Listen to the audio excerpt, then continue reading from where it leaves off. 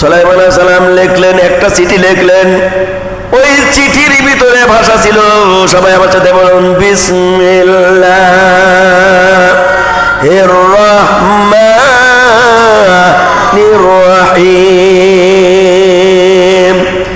ইন্নাহু মিন সুলাইমানা ওয়া ইন্নাহু বিসমিল্লাহির রাহমানির রাহিম।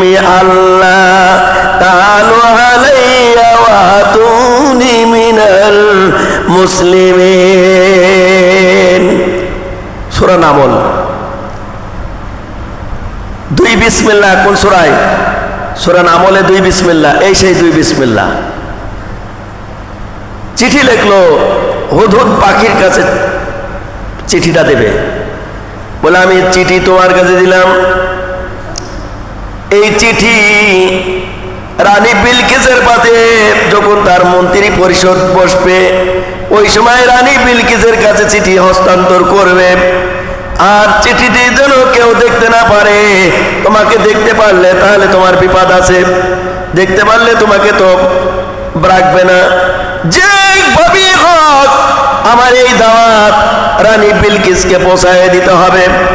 হুদহুদ পাখি বলল, বাদশা সুলাইমান, অবশ্যই আপনার আদেশ আমি পালন করব। আপনি যা বলবেন তাই আমি শুনব। আর আপনার এই প্রমাণ আপনাকে আমি নিয়ে এসে দেব।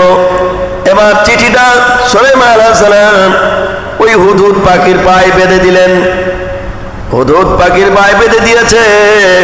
পাখি এবার উঠতে উঠতে চলে যায়। রাজপ্রাসাদে ঢুকে পড়লেন, রানী বিলকিসের রাজপ্রাসাদ।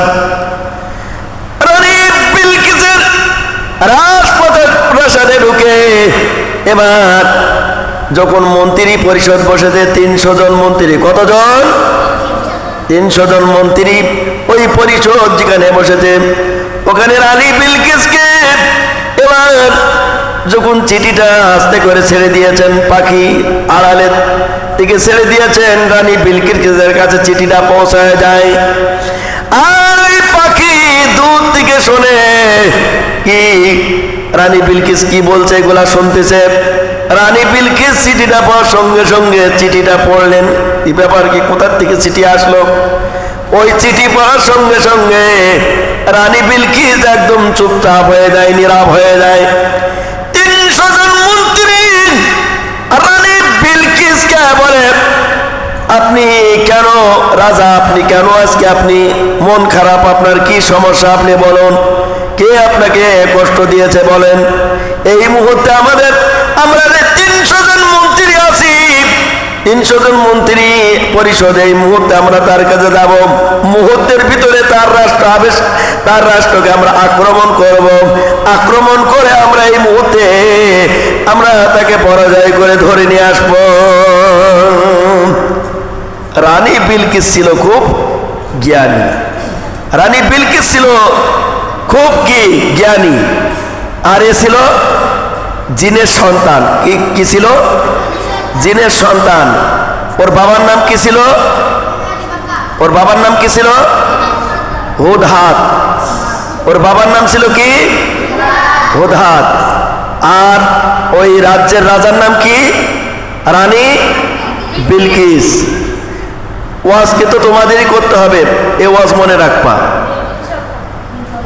বন্ধুরা, রানী বিলকিস চিন্তায় পড়ে গেল। চিঠি পাওয়ার সঙ্গে সঙ্গে চিন্তায় পড়ে যায়। রানী বিলকিস ওই চিঠি পাওয়ার পরে রানী বিলকিস বড় চিন্তায় পড়ে যায়। এখন ওই রানী বিলকিস আর কোনো কথা বলে না, বলে কি সমস্যা আপনার বলেন, আপনি বলুন। আমরা 300 জন মন্ত্রী সেখানে ঝাঁপায়ে পড়ব। আমাদের হাতি, আমাদের ঘোড়া, লোক লস্কর নিয়ে আমরা ঝাঁপায়ে পড়ব। এই মুহূর্তে তাকে আমরা ধরে নিয়ে আনবো। কে আপনাকে এত বড় ভয় দেখালো, কে বলেন? রানী বিলকিস বলছে, ও আমার রাজ্যের প্রজা, আমি যেই সংকটে পড়েছি, এই সংকটটিকে তোমরা আমাদেরকে উদ্ধার করতে পারবে না। জোরে বলেন সুবহানাল্লাহ।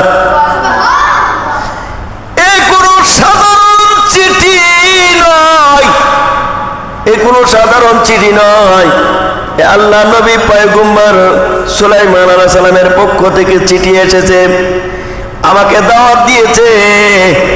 আমি যদি না যাই, এই চিঠির উত্তর হলো আমি যদি না যাই তাহলে মুহূর্তের ভিতরে আমার রাষ্ট্র আক্রমণ করবে, আর আমার রাষ্ট্র যদি আক্রমণ করে, তার বাহিনী নিয়ে আক্রমণ করে, তাহলে আমি নিশ্চয় পরাজয় বরণ করব, আর সেই মুহূর্তে আমাকে অপমান অপদস্থ করবে। চিঠি কার? আর এই চিঠির ভাষা কার? চিঠির ভাষা কার? আল্লাহর। জোরে বলেন, চিঠির ভাষা কার? চিঠির ভাষা লেখা ছিল বিসমিল্লাহ। পড়ুন আমার সাথে সবাই, বিসমিল্লাহির রহমানির রহিম। ইন্নাহু মিন সুলাইমান ওয়া ইন্নাহু বিসমিল্লাহির রহমানির রহিম। আল্লাহ তাআলা আলাইয়া ওয়া আতুনি মিনাল মুসলিমিন।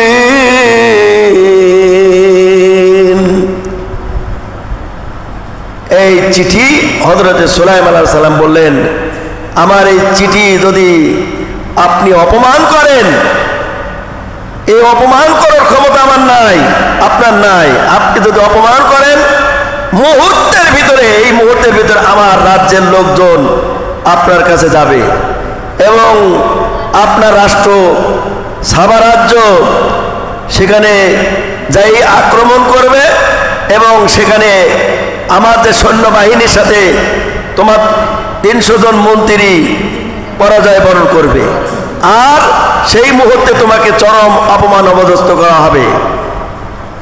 আমার এই দাওয়াত গ্রহণ করতে হবে, অবশ্যই তোমাকে আল্লাহর আহ্বানে সাড়া দিতে হবে। জোরে বলেন সুবহানাল্লাহ। হযরতে সুলাইমান আলাইহিস সালাম এই চিঠিটি লিখে দিলেন, আর এই চিঠিটি লেখার পরে রানী বিলকিস চিন্তায় পড়ে গেল, কি করা যায়।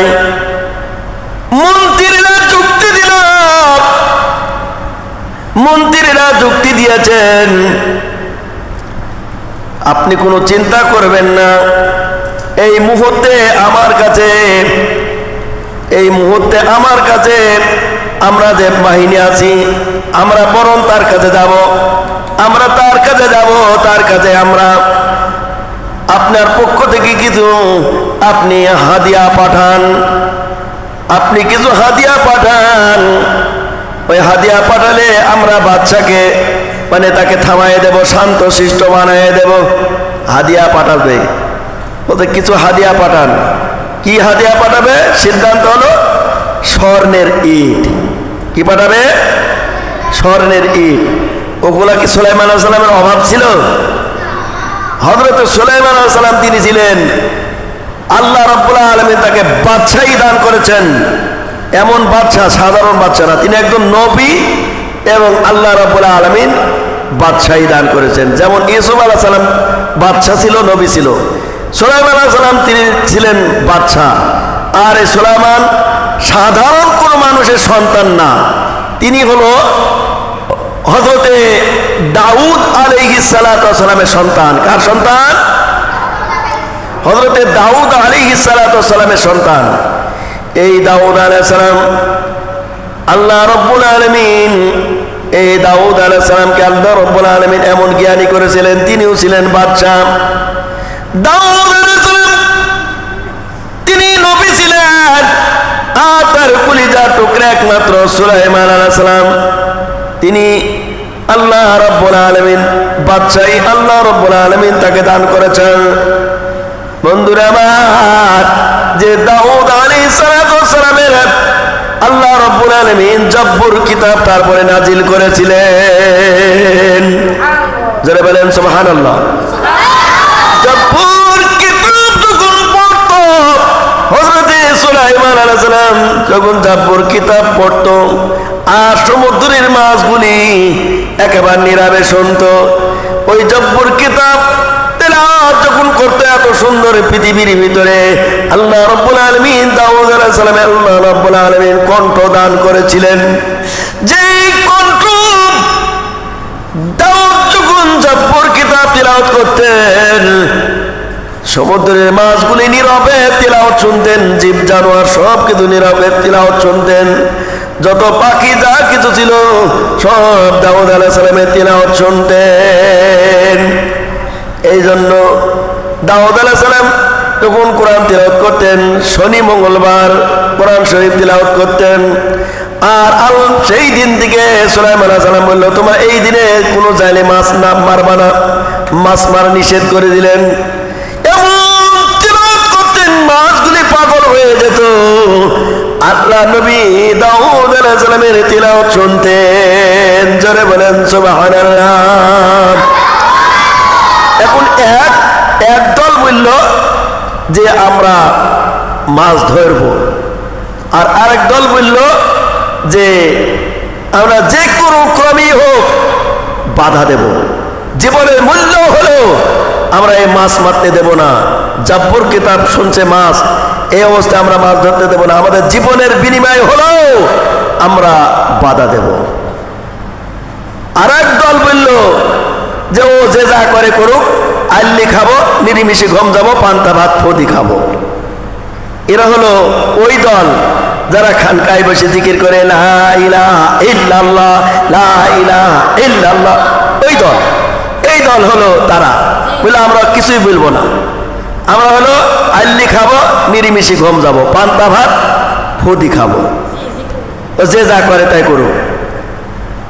বন্ধুরা আমার, দাউদ আলাইহিস সালামের পক্ষ থেকে মাছ মারা নিষেধ ছিল শনিবার আর মঙ্গলবার, মাছ মারা নিষেধ ছিল। এবার একদল যারা বলল আমরা মাছ মারবো, ওরা জোর করে মাছ মারতে গেল। আর একদল বলল জীবনের বিনিময়ে হলো প্রতিবাদ করব। যেই দল জীবনের বিনিময়ে হলো প্রতিবাদ করব, যারা বলেছিল তারা হলো প্রকৃত মানুষ। আর যেই দল বলল আমরা মাছ মারবো, একদল হলো বানর আর একদল হলো হনুমান। আল্লাহ লানত করল ওদের প্রতি। একদল হলো বানর আর একদল হলো হনুমান। খানকায় বসে বললো যে আমরা আল্লি খাবো, নিরিমিশি ঘুম যাবো, পান্তা ভাত ফদি খাবো। ওরা প্রতিবাদ করল না। ওদের ভিতরে একদল হলো হনুমান আর একদল হলো বানর। আর এরা হলো অভিশপ্ত, আল্লাহর পক্ষ থেকে তাদের লানত আসলো। আল্লাহ রব্বুল আলামিন বলে আমার নবীকে অপমান করার ক্ষমতা কারণ নাই। আমার নবী ঘোষণা দিয়েছেন যে এই দিনে মাছ মারা যাবে না। কেন তোরা মাছ মারতে গেলি? বন্ধুরা আমার, এই দাউদ আলাইহিস সালামের আল্লাহ রব্বুল আলামিন এত সুন্দর কণ্ঠ দিয়েছিলেন, যে কণ্ঠ শুনে মানুষ পাগল হয়ে যেত, পশু পাখি পাগল হয়ে যেত। যতক্ষণ তিলাওয়াত করতেন ততক্ষণ পর্যন্ত যেই জায়গায় থাকতেন সেই জায়গায় নড়ত না। গাছে যে সমস্ত পশু পাখি ছিল তারা ঘাসে বসে থাকতো। উনি যদি তিলাওয়াত না বন্ধ করতো, ওই অবস্থায় ক্ষুধার্ত অবস্থায় মারা যেত। তারপরেও কিন্তু তারা দাউদ আলাইহিস সালামের তিলাওয়াত থেকে তারা বঞ্চিত হতেন না। জোরে বলেন সুবহানাল্লাহ।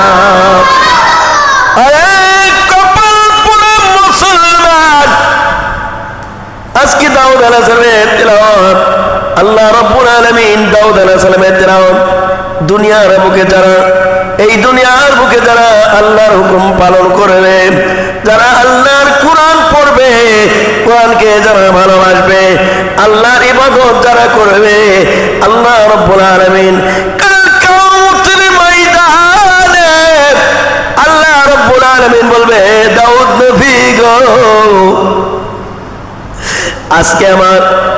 আজকে একটু তিলাওয়াত শোনাও। দাউদ আলাইহিস সালামকে বলবে দাউদ নবী তোমরা আজকে তোমার পক্ষ থেকে একটু তিলাওয়াত শোনাও। যারা আরশ মাল্লার নিচে ছায়া পাবে, কোন জায়গায় ছায়া পাবে? আরশ মাল্লার নিচে যার ছায়া পাবে। দাউদ নবী গো একটু তিলাওয়াত শোনাও। দাউদ নবী তিলাওয়াত শোনাবে। আর দাউদ নবীর তিলাওয়াত শুনে মানুষ একেবারে দাউদ নবীর তিলাওয়াত শুনে মানুষ পাগল হয়ে যাবে, তিলাওয়াত সেই দিন পাগল হয়ে যাবে। বন্ধুরা আমার, আল্লাহ রাব্বুল আলামিন বলবে, দাউদ রে তুই আর কোরআন তেলাওয়াত করিস না। দাউদ আলাইহিস সালামকে জব্বর কিতাবের আলেম যিনি হাফেজ ছিলেন, দাউদকে যখন বলবে, এ দাউদ তোমার মধুর কণ্ঠে আজকে একটু কোরআন তেলাওয়াত শোনায় দাও, বলার সঙ্গে সঙ্গে আল্লাহ রাব্বুল আলামিন হুকুম দেওয়ার সঙ্গে সঙ্গে দাউদ আলাইহিস সালাম কোরআনের হাফেজ হয়ে যাবে। জোরে বলেন সুবহানাল্লাহ। দাউদ নবী কোরআন তেলাওয়াত শোনাবে, এই অবস্থায় আল্লাহ রাব্বুল আলামিন বলবে, দাউদ আজকে কোরআন শরীফ তিলাওয়াত বন্ধ করে দাও। যেহেতু কোরআনের জন্য দাঁত ভেঙেছে আমার বন্ধু, আমার হাবিবুল্লাহ দাঁত ভেঙেছে কোরআনের জন্য। আমার বন্ধু তায়েফের ময়দানে খুন ঝরা রক্ত ঝরে দিচ্ছে, শরীর থেকে রক্ত ঝরে অজ্ঞান হয়ে পড়েছিলেন। বন্ধুরা আমার, আল্লাহ বলবে, তায়েফের জমিনে আমার নবী রক্ত দিয়েছে আমার বন্ধু। ইয়া রাসূলুল্লাহ, ইয়া হাবিবাল্লাহ, আজকে আপনি উম্মতের জন্য যে উম্মতের কান্ডারি, যে উম্মতের জন্য আপনি পাগল, আপনি আজকে আপনার মধুর কণ্ঠে কোরআন শরীফ তিলাওয়াত শোনায় দেন।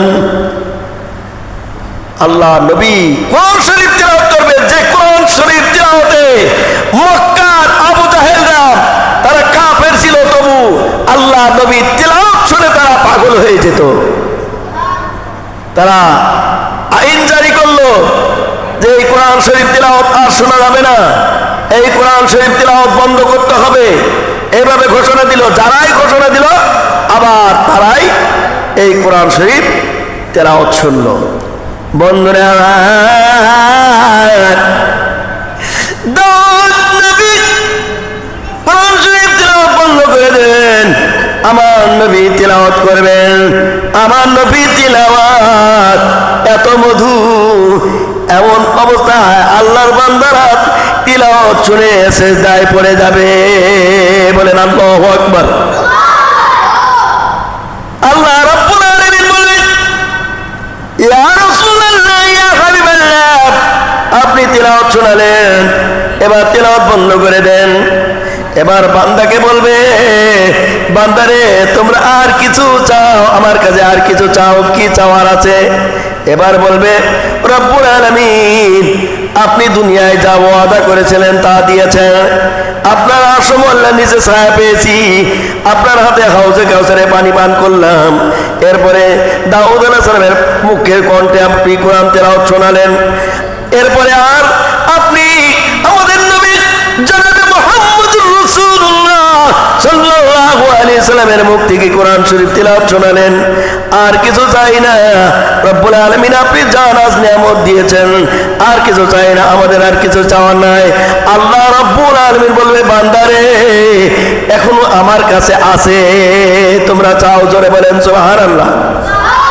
আর জোরে বলেন না সুবহানাল্লাহ। আল্লাহ বলবে, এখনো আমার কাছে আছে, তোমরা চাও। আল্লাহ রাব্বুল আলামিন বলবে, বান্দা এখন আমার কাছে আছে, তোমরা চাও। আল্লাহ রাব্বুল আলামিন বলার সঙ্গে সঙ্গে আল্লাহ নবী বলবে, বন্ধু, আল্লাহকে বন্ধু বলে ডাকবে। বন্ধু, আমার উম্মত হয়তোবা জানে না, তারা ভুলে গেছে আপনার কাছে আছে, সেটা আমি জানি। আল্লাহ নবী বলবে, রব্বুল আলামিন তোমাকে না দেখে তারা তোমার হুকুম পালন করেছে, না দেখে কোনোদিন দেখে না দেখে তারা তোমাকে বিশ্বাস করে যে আল্লাহর হুকুম পালন করেছে, আল্লাহর ইবাদত করেছে, না দেখে বিশ্বাস করেছে মনে প্রাণে। রব্বুল আলামিন আল্লাহ গো, যেই কোরআন তুমি পাঠিয়েছো, যেই কোরআন তুমি আমার মাধ্যমে জিবরাইল আমিনকে, সরাসরি জিবরাইল আমিনকে আমার কাছে কোরআন পাঠিয়েছো, আর আমার মাধ্যমে উম্মতি মুহাম্মদি এই কোরআন শরীফ তিলাওয়াত করে, আর কি আপনার কাছ থেকে আপনি যেই কোরআন আপনার ভাষা আল্লাহ গো আপনার ভাষা সরাসরি আপনি আজকে আমার উম্মতের কান্ডারি আজকে আপনি আমার উম্মতদেরকে আপনি তিলাওয়াত করে শোনান। বলার সঙ্গে সঙ্গে আল্লাহ রাব্বুল আলামিন জালওয়া আফরোজ হয়ে যাবেন। জোরে বলেন সুবহানাল্লাহ। বান্দার মাঝে জালওয়া আফরোজ হয়ে যাবেন। আল্লাহ রাব্বুল আলামিন জালওয়া আফরোজ হবে। আল্লাহ বান্দাকে দেখবে আর বান্দা আল্লাহকে দেখবে। আল্লাহ রাব্বুল আলামিন সেই দিন সূরা রহমান তিলাওয়াত করবেন। রহমান আল্লাহর মুখ থেকে যখন কোরআন শরীফ মানুষ শুনবে আল্লাহু আকবার বলে সিজদায় পড়ে যাবে। উম্মতিরা আল্লাহু আকবার বলে আল্লাহর বান্দারা সিজদায় পড়ে যাবে। আল্লাহকে দেখে পাগল হয়ে যাবে। সরাসরি আল্লাহকে দেখবে সেই দিন। দেখার সঙ্গে সঙ্গে এই সিজদার মাঝে কোটি কোটি বছর অতিবাহিত হয়ে যাবে। জোরে বলেন সুবহানাল্লাহ। কোটি কোটি বছর অতিবাহিত হয়ে যাবে, তবু তারা কিছুই জানতে পাবে না সেজদার ভিতরে। আমরা সেজদার ভিতরে 5 মিনিট থাকতে পারি না। 5 মিনিট সেজদার ভিতরে থাকতে গেলে অসুবিধা হয়, কিন্তু সেজদার ভিতরে কোটি কোটি বছর কেটে যাবে, তবু তারা কিছুই জানতে পাবে না। জোরে বলেন সুবহানাল্লাহ। এ ক্ষমতা কার? এ ক্ষমতা কার? বন্ধুরা আমার, এবার আসুন আমি বলতেছিলাম রানী বিলকিসের কথা, মনে আছে? রানী বিলকিসের কথা বলতেছিলাম। রানী বিলকিসকে এবার হুদুদ পাখির মাধ্যমে চিঠি দিয়েছেন। রানী বিলকিস চিঠি পাওয়ার সঙ্গে সঙ্গে বড় চিন্তিত, মন খারাপ। এবার মন্ত্রীরা বলল কোনো চিন্তার কারণে আপনি কেন চিন্তা করছেন? আপনি আমাদের হুকুম দেন, এই মুহূর্তে আমরা মুহূর্তের ভিতরে ওই রাষ্ট্র আমরা আক্রমণ করব। আর আমাদের যে বাহিনী আছে, পদাতিক বাহিনী আছে, এই বাহিনী আক্রমণ করলে আমরা মুহূর্তের ভিতরে যে আপনাকে চিন্তায় ফেলে দিয়েছে, আপনি কিসের চিন্তা করেন?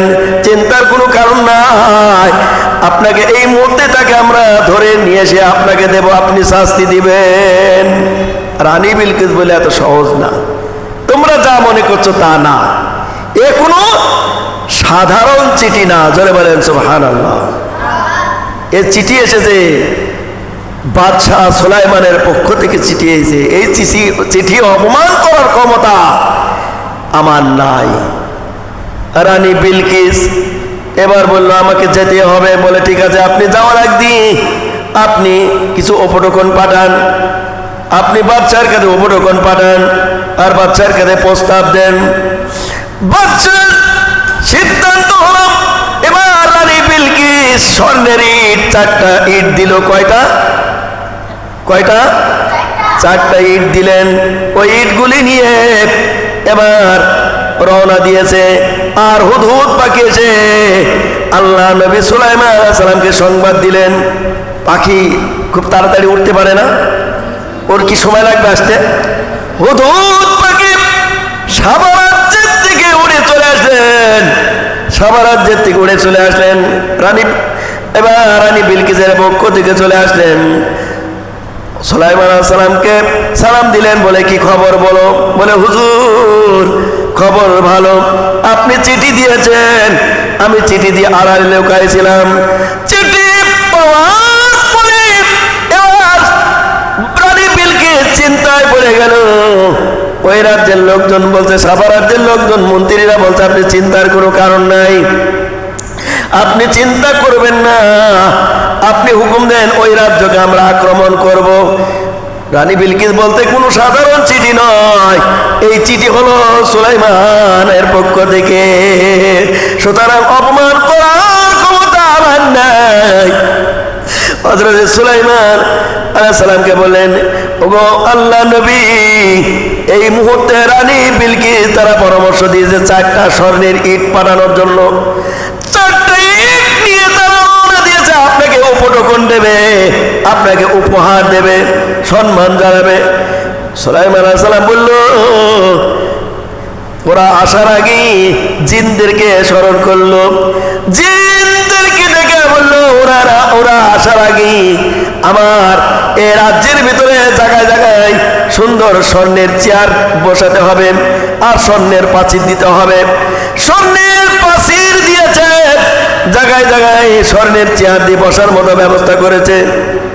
এবার ওরা যখন আসলো, আসার আগে ওইটা দেখার পরে ওরা চিন্তায় পড়ে গেল, আমাদের তো স্বর্ণের ইট, এই চারটা তো কোনো মূল্যই নাই, কি করতে আমরা আসলাম। এদিকে মেহমান আসতে আপ্যায়ন করার জন্য হযরতে সুলাইমান আলাইহিস সালাম ব্যবস্থা করলেন। বন্ধুরা এবার জায়গায় জায়গায় সুন্দরভাবে বসার ব্যবস্থা করেছেন। বাংলাদেশে যেরকম রেস্ট হাউস হয়, রেস্ট হাউসে একটা খাবারের মূল্য দেয় 300 টাকা। কত মূল্য? 300 টাকা। আর আমার বাদশা সুলাইমান আলাইহিস সালাম ওরকম এই দুনিয়া পচা রেস্ট হাউস না, দুনিয়ার কোন নোংরা রেস্ট হাউস না, জায়গায় সুন্দর ব্যবস্থা করেছেন বসার জন্য। স্বর্ণের টেবিল, স্বর্ণের চেয়ার দিয়েছেন বসার জন্য। ওরা তো বসে আর চিন্তা করে কিভাবে রানী বিলকিসের ইট, 4টা ইট নিয়ে যাব। আমরা মনে করেছিলাম যে ওই 4টা ইট দিলে বাদশা বুঝে যাবে। এবার বাদশার কাছে তারা চিন্তায় পড়তে কিভাবে যাব, এই 4টা ইটের তার কাছে কোনো মূল্যই নাই। আমাদের যেই জায়গায় জায়গায় জায়গায় ব্যবস্থা করেছেন সবই তো স্বর্ণ। বন্ধুরা এবার আস্তে আস্তে তারা পৌঁছানোর পরে আপ্যায়ন করলো। আপ্যায়ন করার পরে এরা বলছে কি সংবাদ বলো। ওরা বলতে সাহস পায় না, কি বলবেন। বলে বাদশা সুলাইমান, আমরা এসেছি রানী বিলকিসের পক্ষ থেকে, আপনার কাছে আমরা স্বর্ণের ইট 4টা নিয়ে এসেছি। বলে স্বর্ণের ইট আমার এখানে অভাব নাই। জোরে বলেন সুবহানাল্লাহ। যাও তোমার বাদশাকে জানাই দাও, তোমার বাদশা এই মুহূর্তে আসতে বলো। তোমার বাদশা যদি না আসে তাকে আমরা অপমান অপদস্থ করব। ওই স্বর্ণের ইট তোমার বাদশার জন্য আমার এখান থেকে নিয়ে যাও। নিলই না, তা গ্রহণ করলো না। বলো ওই স্বর্ণের ইট নিয়ে যাও। রানী বিলকিস এবার যখন তার কাছে মন্ত্রীরা গেল, মন্ত্রীরা পূর্বের ঘটনা খুলে বললেন। রানী বিলকিসের কাছে খুলে বলার পরে এবার রানী বিলকিস সিদ্ধান্ত নিল, আমাকে এই মুহূর্তে সাবা রাজ্য থেকে আমাকে সুলাইমানের সাথে দেখা করতে হবে। আর এদিকে হুদহুদ পাখিকে পাঠিয়ে দিলেন। সুলাইমান আলাইহিস সালাম হুদহুদ পাখিকে পাঠিয়ে দিল, পাখি রে কি সংবাদ আসে, তাড়াতাড়ি তুই যা, আগে ওদের আগে হাজির হ, আর কি সংবাদ আসে আমাকে জানাই দে। হুদহুদ পাখি আড়ালে বসলেন, মন্ত্রী পরিষদ বসে তারা রানী বিলকিসের কাছে পূর্বের ঘটনা খুলে বললেন। রানী বিলকিস বললেন, আমি তো আগেই বলেছিলাম তোমরা যেও না, ওখানে অপমান হতে হবে। এ অন্য কোনো সাধারণ মানুষ নয়, এটা হলো রানী বিলকিস বলছে সাধারণ মানুষ না, এটা হলো আল্লাহ নবী সুলাইমান পয়গম্বর। হযরত সুলাইমান আলাইহিস সালামকে রানী বিলকিস চিনতে পেরেছে, ক্ষমতা নাই, তার অপমান করার মতো ক্ষমতা নাই। হযরত সুলাইমান আলাইহিস সালামকে এবার যখন সাবা রাজ্যের থেকে রানী বিলকিস রওনা দিয়েছে, রওনা দিল, বলে না আমাকে যেতে হবে, না গেলে অপমান অপদস্থ হব। রানী বিলকিস আসার আগে হুদহুদ পাখি এসে সুলাইমান আলাইহিস সালামকে সমস্ত সংবাদগুলি খুলে বললেন। এই মুহূর্তে সাবা রাজ্যের থেকে সুলাইমান আপনার সাথে দেখা করার জন্য, আপনার সাথে দেখা করার জন্য রানী বিলকিস আসতেছে। রানী বিলকিস আসার আগে এবার জিনদেরকে ডাকলো, কেমন আছো। রানী বিলকিস আসার আগে তার সাবা রাজ্যের রানী বিলকিসের সিংহাসনটা কে এনে দিতে পারবে, এই মুহূর্তে আসার আগে কে এনে দিতে পারবে বলো। জিনরা বলছে আল্লাহ নবী সুলাইমান আলাইহিস সালাম, আপনি বললে এই মুহূর্তে 1 ঘন্টার ভিতরে এনে দেব। এক একজন এক এক মন্তব্য করে। হযরত সুলাইমান আলাইহিস সালামের খালাতো ভাই ছিলেন, তিনি বললেন, ওগো আল্লাহ নবী সুলাইমান পয়গম্বর, আপনি যদি হুকুম দেন, আপনি চোখের পলক ফেলবেন, চোখ বসবেন, চোখের পলক ফেলবেন, চোখের পলক ফেলার সঙ্গে সঙ্গে দেখবেন আপনার ওই রানী বিলকিসের সিংহাসন এসে গেছে। যারা বলেন সুবহানাল্লাহ। রানী বিলকিসের সিংহাসন, শুধু চোখ বসবে, চোখ বোঝার পরে চোখ খুলবে, দেখবে যে রানী বিলকিসের সিংহাসন এসে গেছে। বন্ধুরা, সিংহাসন যখন সুলাইমান আলাইহিস সালামের খালাতো ভাই এনে দিলেন, এবার সুলাইমান আলাইহিস সালাম বলছে, এই রানী বিলকিসের সিংহাসনটা আসার আগে কে আছে সংস্কার করতে পারবে, সুন্দর করতে পারবে, যাতে করে তাকে সে যেন চিনতে না পারে। আরো সুন্দর করে স্বর্ণ দিয়ে সুন্দর করে করা হলো। আর রানী বিলকিসের সিংহাসন যে জায়গায় রাখা হলো, পাশাপাশি সুলাইমান আলাইহিস সালামের সিংহাসনটা রাখা হয়েছে। আর ওই জায়গায় একটি চৌবাচ্চা করা হলো। চৌবাচ্চার উপরে কাচের গ্লাস দিলেন, একবার চকচকি গ্লাস দিয়েছেন। ওর নিচে পানি দিয়া রানী বিলকিসকে পরীক্ষা করার জন্য পানি দিয়েছেন।